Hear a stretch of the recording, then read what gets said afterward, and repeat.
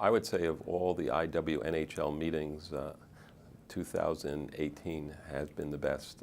It's quite remarkable how much information was gained in just a one-year period of time. And the advances we're seeing in therapeutics, in particular CAR T-cell therapy, therapy using the bispecific antibodies, also some of the pathway inhibitors, all very effective in inducing remissions, well-tolerated treatments.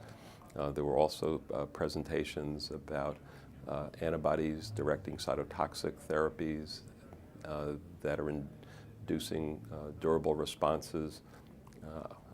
It feels like we're on the precipice of really conquering a number of these diseases where historically we made an impact, but by the public's perception, not particularly dramatic.